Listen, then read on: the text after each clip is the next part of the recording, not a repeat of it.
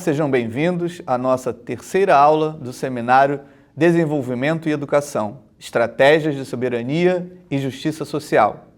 Eu sou Alberto Dias Mendes e estou ao lado de Mônica Bruckmann, com quem estabelecerei um diálogo em forma de entrevista.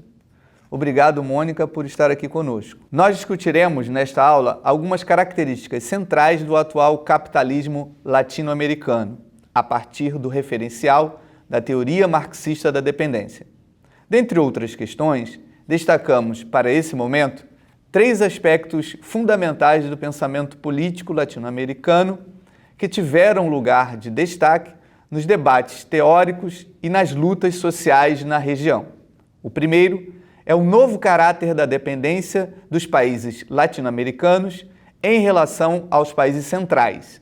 Em segundo lugar, a ascensão de movimentos de intolerância, cujo viés fascista preocupa toda a região.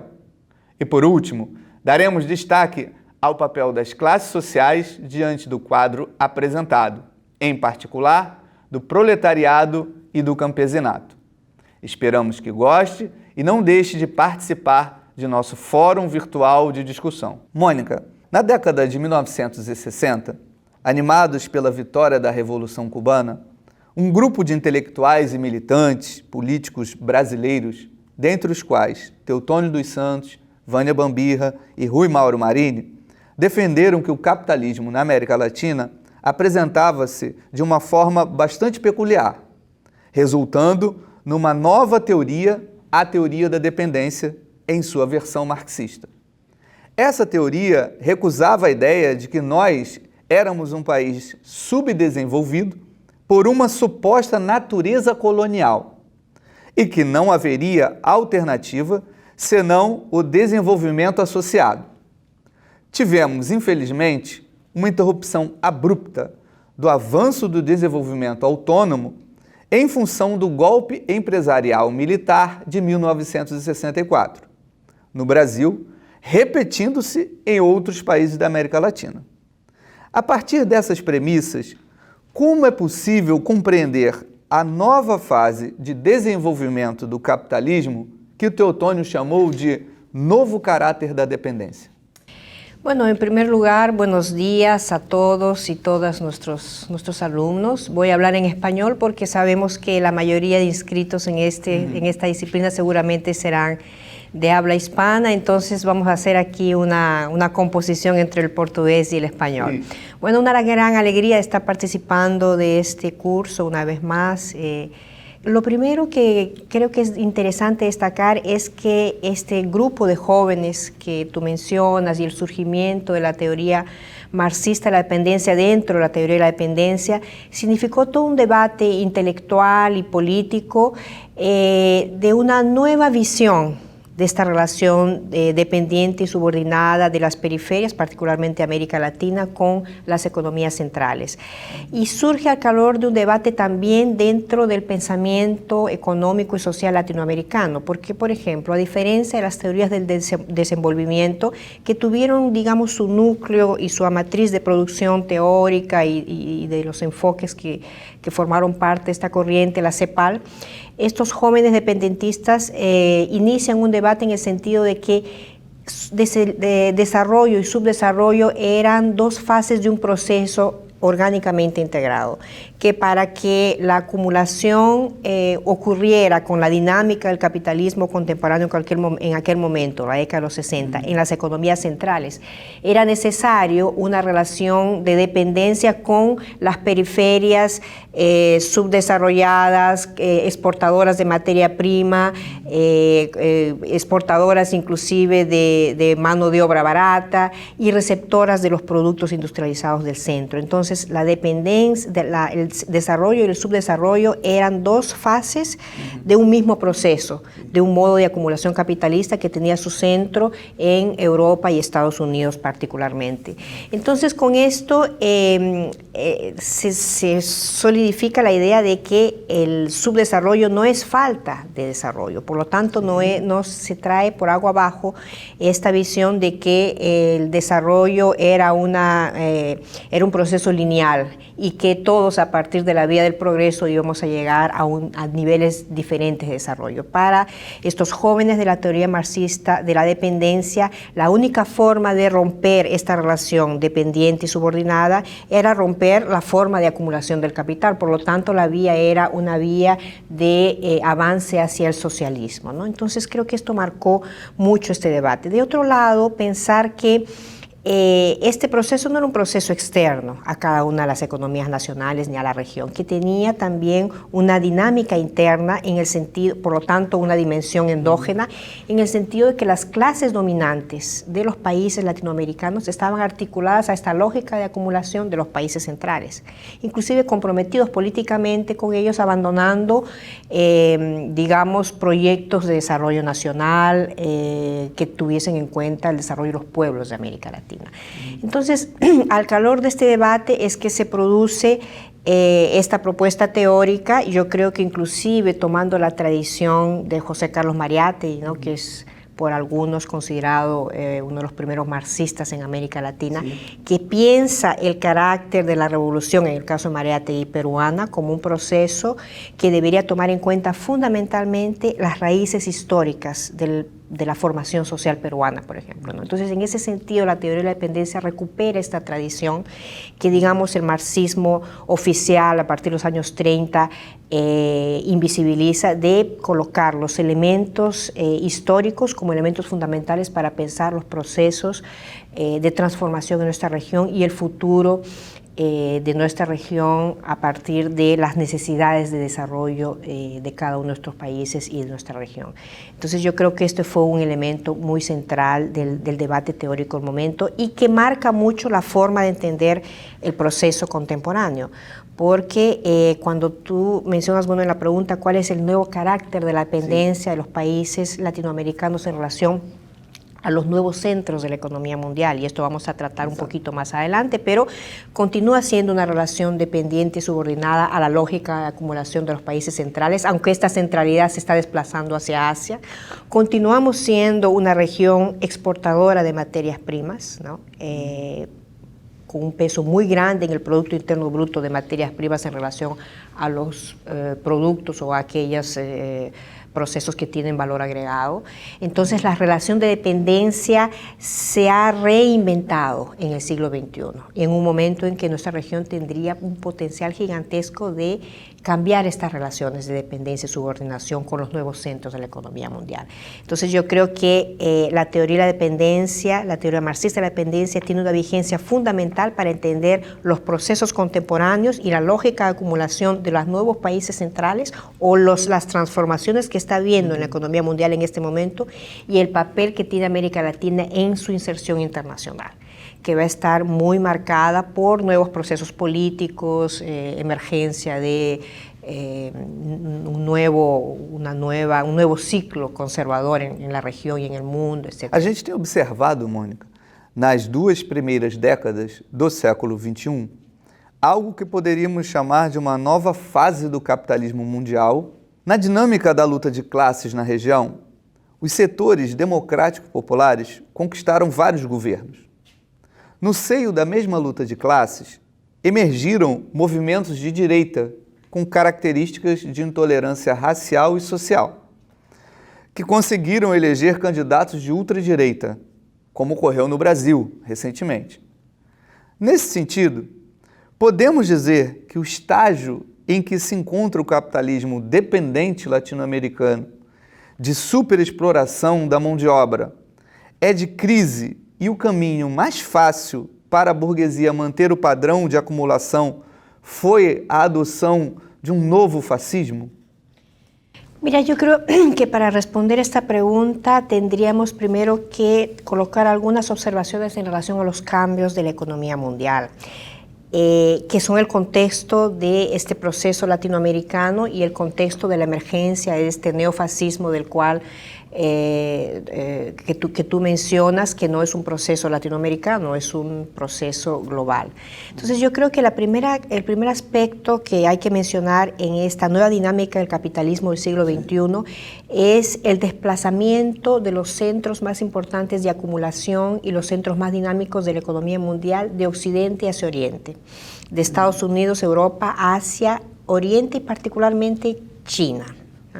Ya sabemos que desde el 2014, según datos del Banco Mundial, del Fondo Monetario Internacional, cuando se tiene en el ranking de las 10 mayores economías del mundo, medidas por dólar ajustado a su poder de compra local, por poder paritario de compra, China pasa a Estados Unidos y se coloca en el primer lugar como la economía más grande del mundo. En segundo lugar Estados Unidos, y de las 10 mayores economías del planeta en 2014, 5 son los BRICS más Indonesia. Y lo más interesante es que cuando se hacen algunas proyecciones para 2030 y, por ejemplo, 2050, hay algunas instituciones inglesas que están trabajando en esto, lo que se ve es que en el 2050 China se mantiene en primer lugar, en segundo lugar la India, y Estados Unidos quedaría desplazado al tercer lugar, nuevamente pensando en el ranking de las 10 mayores economías del mundo. Y de estas 10 economías, 7 son economías del sur político, digamos, inclusive un país africano. Y de las economías, digamos, occidentales desarrolladas del siglo XX, apenas queda Japón, Estados Unidos y Alemania. Entonces, estas son transformaciones muy profundas que no solamente tienen que ver con cambios fundamentales de la economía mundial, pero con capacidades locales de producción científica y tecnológica, que es lo que va a sustentar un proceso de una nueva hegemonía. Por ejemplo, si pensamos que estamos viviendo un momento de cambios hegemónicos en el cual hay un declive de la hegemonía estadounidense y una emergencia de la hegemonía asiática con una centralidad en China, pero que puede ser polisémica también con la India, Indonesia, etc. Estamos viendo que estos procesos de cambio tienen implicaciones diversas. Estaba hablando de las implicaciones científicas, tecnológicas. China está disputando tecnología de punta en varios sectores que para ellos son estratégicos de la economía. Por ejemplo, nuevos materiales, energías limpias y renovables. Ya China se consolida como el país que más invierte en energía solar, fotovoltaica, y que tiene la tecnología más avanzada en esta área de las energías limpias y renovables, ¿no? Y otras áreas importantes, inclusive las áreas de tecnología e información.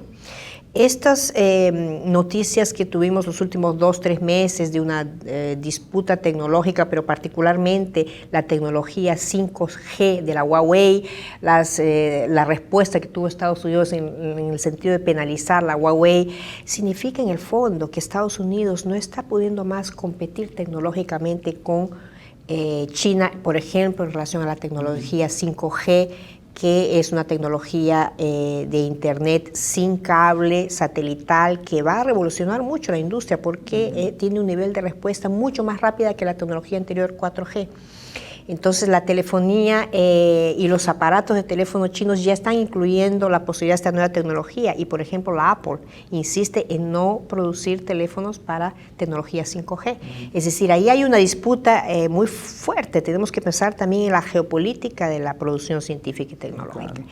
Y en esto han habido cambios importantes. Podemos mencionar también inclusive la industria aeroespacial, la industria militar. Mira, si hasta el 2010, 2012, Estados Unidos era 50% del gasto militar mundial, según el CIPRI, que es la mayor institución estudiosa de estos datos militares. En 2018, Estados Unidos cae para 35% del gasto militar mundial y China sube de 1-2% a 13%. Y con colaboración con Rusia, que se están desarrollando nuevas tecnologías en este ámbito del parque industrial tecnológico militar. Entonces ahí también vemos que hay cambios profundos que están ocurriendo. Entonces cuando pensamos todo esto, tu pregunta es ¿cómo es que estamos viendo, por ejemplo, la emergencia de la respuesta de estas derechas en el mundo?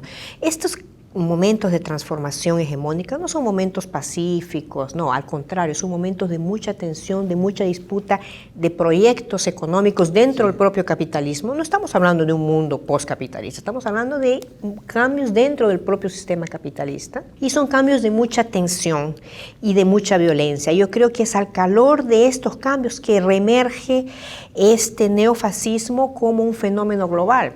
Porque nosotros tenemos en América Latina una expresión regional de este proceso, pero este es un fenómeno global que se articula en España, que tienen aquí en América Latina su grupo ideológico que es el Grupo de Lima, no en vano en Lima, el Perú viene jugando un papel muy importante de reorganización de los intereses de Estados Unidos en la región desde el comienzo del siglo XXI, ¿no? Inclusive en el ámbito militar. Yo creo que tenemos todos los datos para decir que la Escuela de las Américas se desarticula en Panamá y de alguna manera se reorganiza en otras regiones de América del Sur, particularmente en Perú, por ejemplo, ¿no? Tiene que ver con desplazamiento de tropas, de uso del territorio peruano para una serie de ejercicios militares en la Amazonía, etc. Entonces, tenemos un contexto de mucha complejidad. Y en ese contexto de mucha complejidad emerge nuevamente, igual que a comienzo del siglo XX, a comienzo del siglo XXI, la segunda década del siglo XXI, esta salida autoritaria, esta salida neofascista a nivel planetario. Yo creo que además estamos en un momento donde este tipo de visiones tienen instrumentos poderosísimos. Nosotros hemos visto en Brasil que fue, digamos, un gran laboratorio de la puesta en marcha de toda una estrategia altamente tecnologizada de impactar en la opinión pública vía fake news, por WhatsApp, por las redes sociales, etcétera. Es decir, estos son tecnologías altamente sofisticadas que van a impactar de manera muy profunda a la opinión pública en cortos periodos de tiempo. Entonces yo creo que el fenómeno que vimos en el último proceso electoral en Brasil muestra cuán poderosas son esos instrumentos, pero muestran también que hay un proyecto de la ultraderecha global. Nos estamos viendo también respuestas populares desde la movilización en las calles, en las plazas, que creo que es importante que dimensionemos, que todavía está en ascenso, pero que en la medida en que se vayan imponiendo en la agenda política y económica un conjunto de políticas de disminución del consumo de la población más pobre, de reducción, como estamos viendo, de inversión en la educación pública y gratuita, la educación superior, etcétera, esto va a generar una respuesta creciente en la población, ¿no? Porque estamos con tasa de desempleo altísima, nuevamente retornando a niveles muy altos de miseria y pobreza que tuvimos en América Latina en la década de los 80 y 90, que justamente causa la emergencia de un ciclo progresista. Estamos entregando soberanía, estamos entregando recursos naturales a cambio de nada en gran parte de nuestros países. Entonces esto genera un proceso de mucha complejidad que yo creo que no es un proceso que beneficie a las burguesías locales. Porque lo que hemos visto en Brasil es que se han destruido espacios industriales importantísimos, ¿no? Entonces hay una burguesía nacional que no está interesada en este proceso de destrucción de los parques tecnológicos de las universidades públicas, de destrucción de los centros de producción de ciencia y tecnología brasileños, por ejemplo, o argentinos, de destrucción de las capacidades de producción nacional. Este proceso de reprimarización que estamos enfrentando a nivel suramericano y en dos países tan importantes como Brasil y Argentina impacta muy negativamente a las burguesías nacionales.